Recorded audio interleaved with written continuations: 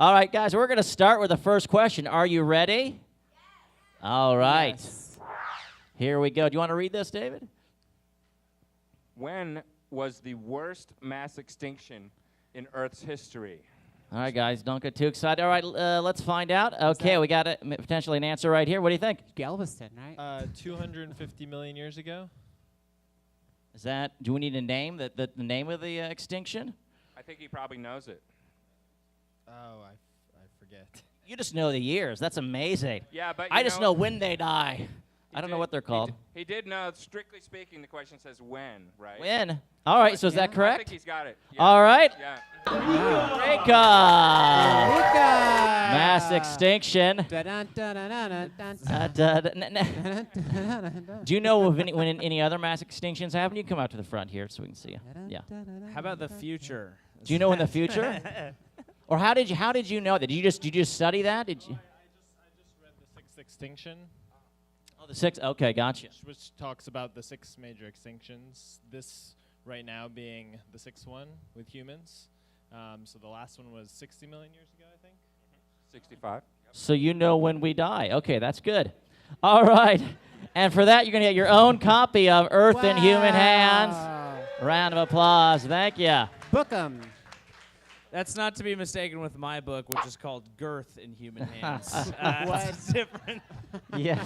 Wait, in whose hands is the girth? Both of mine, actually. Both of your hands. Oh, my God. That's a dick joke. Dying. So the Permo-Triassic extinction. The Great Dying around 252 million years ago. Nice gift work. Thank you very much. You're welcome. I struggle. Oh yeah, there's the 5 great extinctions that the gentleman was talking about there. And Okay.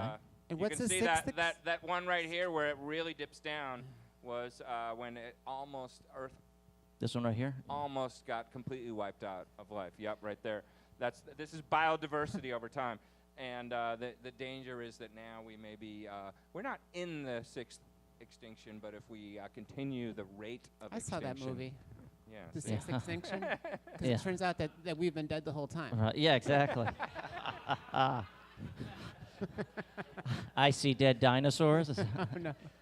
So these are the different, we have these different colors here that are describing the different extinction periods, is that, or a different type? Why don't you The different colors are just different classes of life. Well, you can see what it says, the modern fauna, so that's sort of modern animals and Cambrian fauna. The different, pay no attention to the colors. Okay. It's the They're there to fool you. they're there to fool you. It's the important thing is the overall, it's the level of biodiversity. So when it goes up, it's healthy. There's lots of different kinds of life, and when it goes down, something has gone horribly This might be wrong. a dumb question, but when did the dinosaurs die? That was the end Cretaceous. That last 65 million years ago, the last major extinction was when that asteroid hit. Yeah. I'm still glad that happened. Well, I'm glad it happened too. Yeah, I we don't wouldn't like be here. dinosaurs. If Or only we'd the be dinosaurs had lizards. Twitter, right? But it's, wait, but We'd be dinosaurs. is anyone looking at this chart and thinking, you know, we got a lot of mammals here. Maybe we need to cut it down a bit, to be honest. I mean, just look, we got a number of families. What's your proposal? Yeah. Okay, that's a good idea. All right, all right. What? That feels like like the homeowner association's idea of an extinction. God damn it! What's wrong Read with the raccoons? fine print. Why are you going to kill the raccoons? I don't understand. They have weird human hands. Oh, I think you're getting ahead of our. You're getting ahead of our story. Yeah, we're here. getting there. Anything more you want to touch upon here? Save your breath. No, I mean, you know, it's interesting because most of these extinctions that came about because of massive volcanic floods that caused global warming or ocean acidification. But this one, the end Cretaceous, the dinosaur one you mentioned, came about because of an asteroid striking the planet. So this is basically when bad things happen to good planets. Aww. All right, let's move to question number 2, moan for which I think will help ourselves. answer what you just asked. You gonna read that off, David? Question number 2. What was the Great Oxygenation event? Oh, All right. It's when they show Golden Girls like for 24 hours straight, right? Nice. I was gonna say the first tour for Air Supply. Oh boy, we got the other band references. Oh, we have an answer here. Yeah, what do you Have think? an older reference? No, I was gonna say, This is just a guess, but the evolution of plants or photosynthesizing organisms. Is that closer? Yeah. Eureka. Yeah. I mean- Anybody else? Yeah. Oh, we no, got I mean, someone up that's here? Like, that's pretty much it. People Wait, wait. often talk That's it. about. Well, we got Yeah, another okay, possible. Yeah. So like most animals were like do not breathe oxygen. They did not like oxygen. But then we got a bunch of plants, and the plants all breathed all the CO2 and made a bunch of oxygen. And then all those That's animals what she died. said. Yeah. So then they all died. That's basically what she said, but you had to mansplain it so we could all. Like, All right, mansplain it. So did they both get it? Rip the Yeah. book Is in it- half. Yeah. Is that essentially correct? Yeah. You know what? I think she got it. I hate to say it. Okay, Yeah. I'm sorry, man. Yeah. Close. Eureka! Come on down. Da-da-da-da-da. And we have for you some Boost Oxygen. That's right. So if you ever feel your oxygen levels are going down, just inhale that. Has anyone ever used an oxygen inhaler? Okay, that's good to know. Well, now you'll be the first one. Wait, Does will it- that get you I high? was gonna say, are we giving away Same drugs? question. You know Yeah. something? Sounds great. I got it and said I'm not going to read the fine print. Okay. Nice. Not doing it. So you just have to find out what it will do. Oh, try. no, you Yeah. didn't. But maybe you could follow this man. This is a full player doing right here. He's getting right into it. So it does give you a Oh, high. my God. That's the new Mad Max spinoff. That is right there. So it's a huge transition in the atmosphere and chemical state of Earth, which occurred around 2.4 billion years ago when the oxygen level in the atmosphere rose rapidly. Guys, just like Dennis. Or do you want to talk more about what caused Yeah. this rise? So you see these little squiggly creatures. Those are cyanobacteria, and they exist in the ocean. They were the ones that discovered how to do photosynthesis efficiently.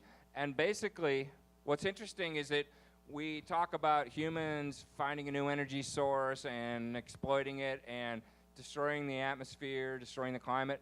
That's what these guys did. They discovered a new energy source and they exploited it so successfully and so widely that they actually polluted the atmosphere and almost killed off all life. But they did it with oxygen because the energy source they found was solar energy. They learned how to do photosynthesis, so they're splitting up seawater and CO2 in the atmosphere. They're making oxygen, which was a horrible poison. We don't think of oxygen as a poison, but it destroys organic matter. It kills organic life until you evolve the ability to metabolize oxygen with respiration. That's how we power ourselves. Because those reactions of oxygen with organic molecules are really powerful, that's why it's so poisonous. That's also why it's such a good source of energy when you develop the machinery to exploit those reactions, which is how we live. But when it first appeared, it was devastating. It caused a lot of species to go extinct until life evolved the ability to handle that oxygen. And were these like anaerobic then? Yeah, Species, exactly. yeah, who did not. Exactly. Yeah. Only the anaerobic species were the ones that survived, the ones that could sort of hide from the oxygen and like bury themselves in the mud or whatever. Right. So what was Yeah. the sources of fuel before the photosynthesizing organisms came on the scene and so kicked it ass? Coal. Yeah. No, it was chemosynthesis, chemical energy. You know, animals living off of the energy from deep sea hot springs or from reactions in the atmosphere. You know, basically living off of chemical imbalances. But Right. it was really when life did this and learned to harness the energy of the sun that it like really kind of exploded on Earth. So it ultimately ended up being a very powerful force for life to evolve, but when it first happened, it was kind of a disaster. And have any of you ever lived off a chemical imbalance? I'm just Every curious if Friday and that's- Saturday, yeah. Friday and Saturday, you're like, ah. That's You how you win. get into comedy to begin with, right? That's Just basically, yeah, there's some sort of chemical imbalance. But you know, I mean, it's also like I mentioned this a lot when I introduced the topic of the Anthropocene, the question of what are we doing to the planet, because you point out that you know we are not the first species to come along and completely sort of wreck the world for other species. What The about difference these that- assholes? Exactly. Those irresponsible cyanobacteria. You know, how could they? What were they thinking? What were they thinking? But then, I mean, the point is they weren't thinking, and that's the difference is that we, in theory, have some concept of what we're doing and therefore have some responsibility. That's a theory for That's a sure. theory.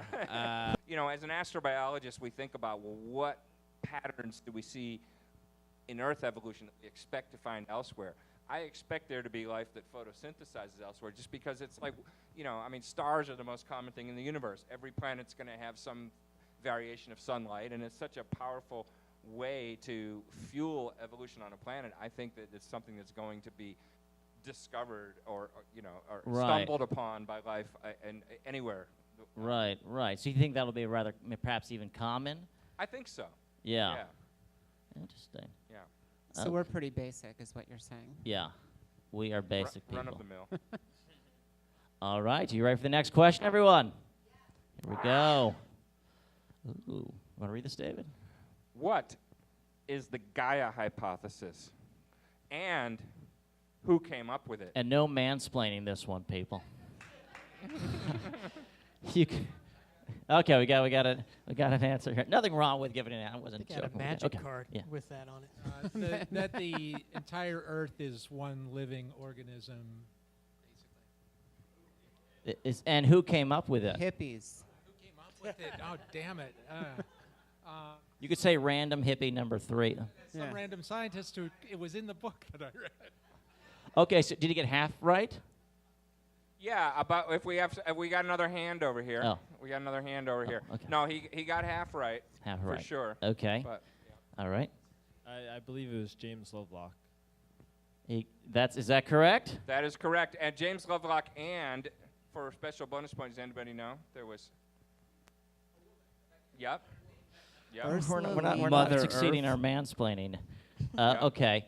So no one else has an idea? No, I think can we split it between two? We can split it between the two. I think these two guys get it. Come on Eureka! down.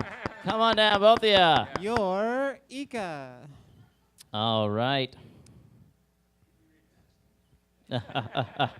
Oh, you think you're so smart. Oh, You you can- both get the rest of the We got answer book to that buddies question. over here. You can decide amongst yourself who will get the book by James Lovelock. Gaia, daring, exciting, and original Scientific American. All right, have one of you read this already? All right, well, there you go. He's jumping in. You got a book already. All right, and we give you a Eureka T-shirt. There you are. Yay. Give them a round of applause.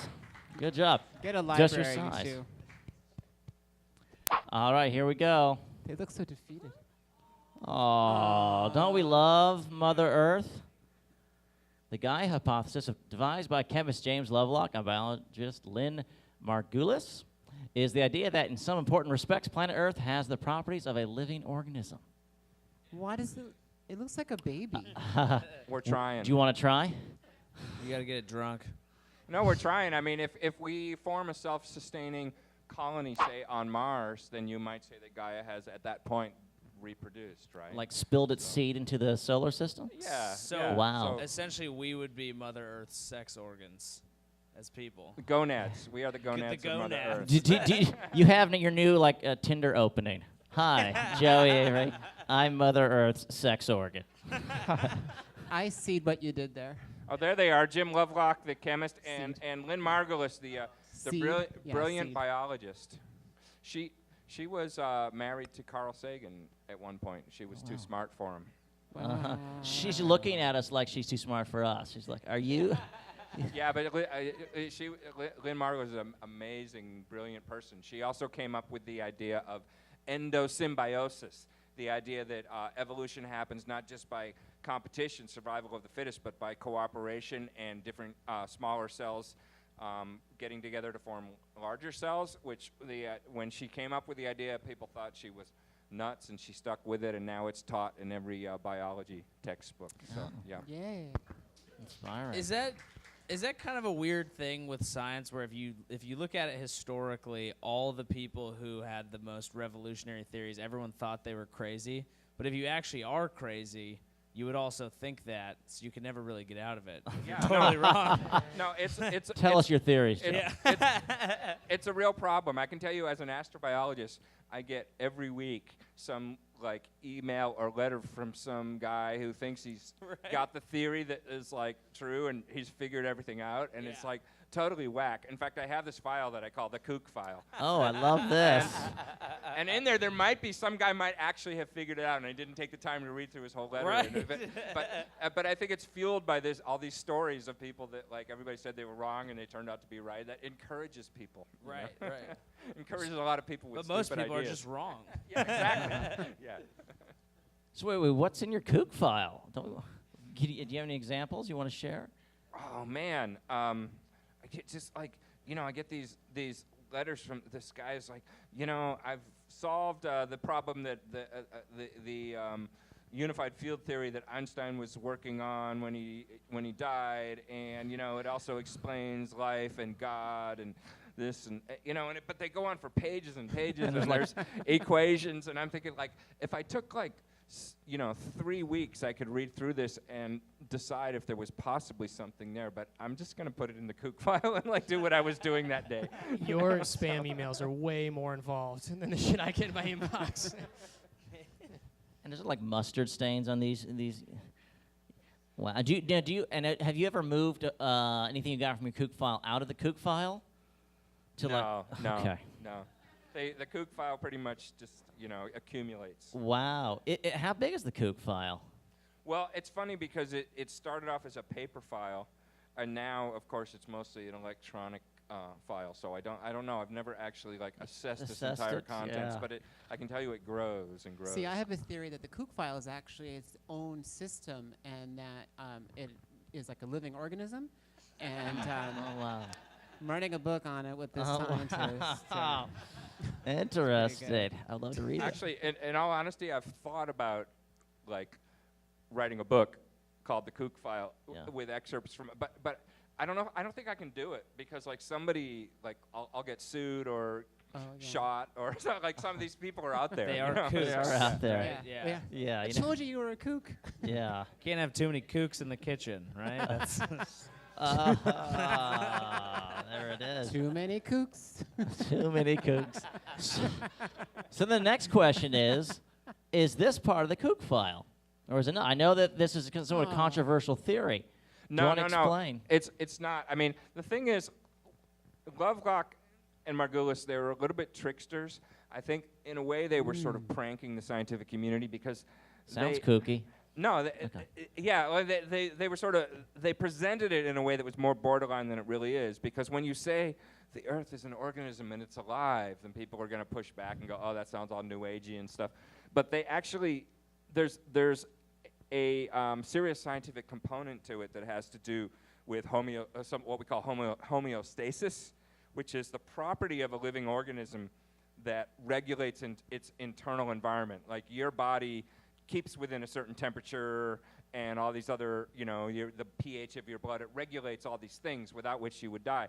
And Lovelock and Margulis pointed out that the Earth as a whole behaves that way. Like life regulates the climate and regulates the composition of the seawater and the atmosphere and sort of maintains the environment in such a way that is conducive for life. So there's actually a very profound new view of evolution and the way that the living and non-living parts of the planet, and even the boundary between those two, they pointed out that what we consider the non-living part of the planet, it's not so clear because it's so deeply affected by the biosphere. So they actually had some very deep and scientifically important ideas, but I think they almost purposefully presented them in an outrageous way because they were sort of tricksters about the whole thing, which to me just makes it that much more fascinating. Right. No, but wasn't one of the critiques that it was teleological, that it suggested that there's some greater purpose, like it's a living Earth, it's an organism, hence it should try to be homeostatic, but why should it? Why should it try to be that way? Yeah, so the idea of teleology, as you just mentioned, with teleology is the idea that something is purposeful. It's not just that way because of some mechanism, but it's actually trying to be. It implies a sort of consciousness or intentionality. And they framed it in that way, which, of course, made people go, what are you talking about? The Earth doesn't have a mind. And so that led to a lot of the pushback. But, of course, now what's interesting with the Anthropocene and us, and the fact that, like it or not, we are with some dim level of consciousness actually affecting planetary evolution,